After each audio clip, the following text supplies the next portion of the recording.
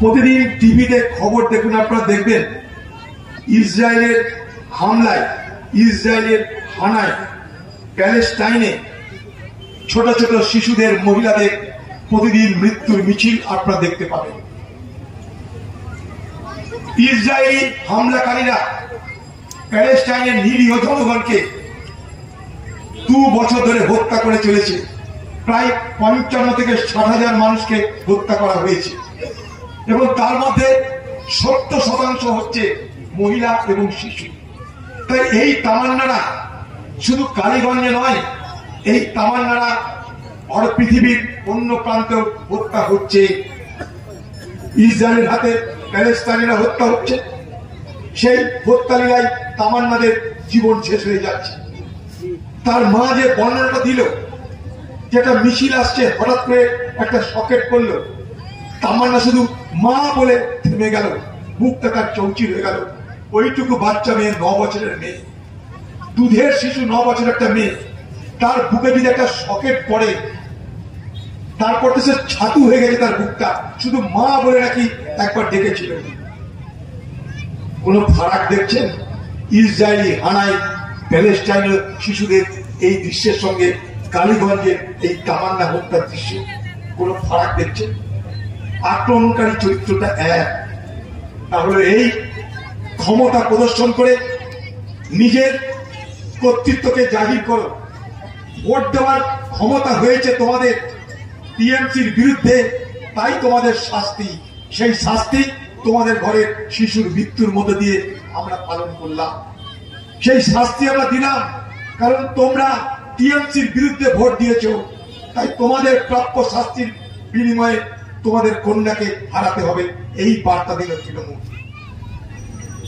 তামান্নার মায়ের প্রতিবাদ লড়াইয়ের কারণে, তার দৃঢ়চেতা মানসিকতা, তার প্রত্যয়ের কারণে এই নদিয়ার পুলিশ সুপার, যিনি প্রথমে বলতে চেয়েছিলেন ওটা কোনো খুন টুন নয়, দেখছি পরে কি ব্যাপার, তিনি বাধ্য হলেন অপরাধীদের গ্রেপ্তার করতে। যদিও সব অপরাধী গ্রেপ্তার হয়নি, তামান্নার মায়ের বক্তব্য। তাই তামান্নার মা সেদিন বলেছিল যে আপনারা আন্দোলন করুন আমার মেয়ের বিচারের জন্য। তার মাকে কথা দিয়েছিলাম, বাবু আমাদের তো সব ক্ষমতা নাই, যেটুকু ক্ষমতা আছে আমরা নিশ্চয়ই আপনার মেয়ের বিচারের জন্য দাবি করব, আন্দোলন করব, আইনি পথেই হোক আর রাস্তায় নেমেই হোক। আপনারা যদি মনে করেন আইনের মাধ্যমে সহযোগিতা করা দরকার, কংগ্রেস প্রস্তুত। আপনারা যদি মনে করেন রাস্তায় প্রতিবাদ করা দরকার, কংগ্রেস প্রস্তুত। আমরা তাই তামান্নার মাকে সেদিন আমি কথা দিয়েছিলাম, বুবু আমরা প্রতিবাদ করব। সেই তামান্নার মাকে বলতে চাই, বুবু আপনার কথাকে, আপনার যে দাবি ছিল সেই দাবি অনুযায়ী আমরা প্রতিবাদটা করলাম। আপনার মেয়ের, সে মেয়ে শুধু আপনার নয়, সে মেয়ে আমাদের সকলের দুধের শিশু কন্যা, তার জন্য প্রতিবাদ করছি। এবং আপনার মতন আমরাও এক স্বরে বলতে চাই যে তামান্নার খুনিদের গ্রেপ্তার করা এবং সাজা দেওয়ার দ্রুত ব্যবস্থা করা হোক বাংলার মুখ্যমন্ত্রীর কাছে, এটা আমাদের দাবি। এই দাবি এখানে থেমে থাকবে না। আমাদের সকলের বোন সাইনা বেগম যুব কংগ্রেসের পক্ষ থেকে সে বলল যে আমরা কলকাতাতেও এই তামান্নাকে নিয়ে প্রতিবাদ করব।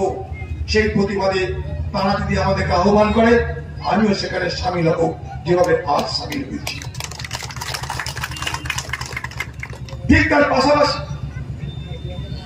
আজকের এই প্রতিবাদ সভায় আরজিকর মেডিকেল কলেজের যে ঘটনা আমাদেরকে শিহরিত করে। একজন চিকিৎসক, সে ছাত্রী, সে রোগীদের সেবা করতে গিয়ে হাসপাতালের মধ্যে, যেটা তার কাছে সব থেকে সুরক্ষিত জায়গা, হাসপাতালের মধ্যে যেখানে সে চাকরি করে, সেখানে ধর্ষিতা হলেন এবং খুন হয়ে গেলেন। 2012 সাল দিল্লিতে একটা ঘটনা ঘটেছিল, যে ঘটনা নির্ভয়া কাণ্ড নামে পরিচিত। সেই ঘটনায় একটা মহিলাকে ধর্ষণ করে খুন করে দেওয়া হয়েছিল। দিল্লিতে তখন কংগ্রেসের সরকার ছিল। আমরা ভার্মা কমিশন বসিয়ে আইন তৈরি করলাম, ক্রিমিনাল অ্যাক্ট সংশোধন করলাম এবং 4টে অপরাধীকে ধরে 4 জনের ফাঁসির ব্যবস্থা করে দিয়েছিলাম। ভারতবর্ষের মানুষ জানে। সেই 2012 নির্ভয়া আর 25-এর অভয়া ফারাক কিন্তু নেই। সেদিন নির্ভয়াকে ধর্ষণ করে খুন করা হয়েছে, আর 2024 সালে অভয়াকে ধর্ষণ করে খুন করা হয়েছে। ফারাক ঠিক বলুন তো?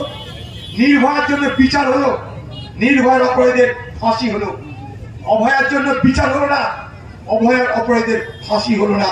কারণ এখানে মুখ্যমন্ত্রী মমতা ব্যানার্জি আছে, দিল্লিতে কমসে কম মুখ্যমন্ত্রী মমতা ব্যানার্জির মতন কেউ ছিল না, তাই নির্ভয়া বিচার পেয়েছে, অভয়া বিচার পেল না।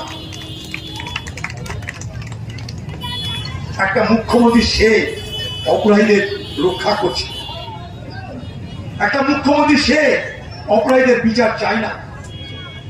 একটা মুখ্যমন্ত্রী, আপনি না বলেন মামাটি মানুষের রাজ্যের আপনি মুখ্যমন্ত্রী, এই ছোট্ট মেয়ে তামান্না 9 বছর তার বয়স, শিশু কন্যা একটা, তার মৃত্যুর পর আপনার মনে হয়নি তাদের বাড়িতে একবার আসি, তাদের মাটাও তো একটা মেয়ে, একবার দেখা করে বলি যে আপনার কোলের মেয়ে হারিয়ে গেল, আমি দুঃখিত, লজ্জিত, আমি অপরাধীদের শাস্তি দেব। আপনারা জানেন তামান্না তার বাবা মায়ের একটাই সন্তান, তার বাবা পরিযায়ী শ্রমিক, বাইরে কাজ করে। যে পরিযায়ী শ্রমিকদের নিয়ে বাংলায় রাজনীতি শুরু হয়ে গেছে, তামান্নার বাবা তো সেই পরিযায়ী শ্রমিকদের একজন। তার জন্য আপনার আবার মাথা ব্যথা হলো না?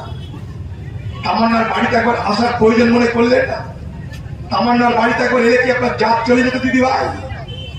আপনি লন্ডনে গিয়ে, স্পেনে গিয়ে সরকারি টাকা খরচ করে সেখানে এর সঙ্গে তার সঙ্গে দেখা করছেন, ঘুরছেন, নাচানাচি করছেন, গান করছেন, একবার তামান্নাকে দেখতে আসতে পারলেন না?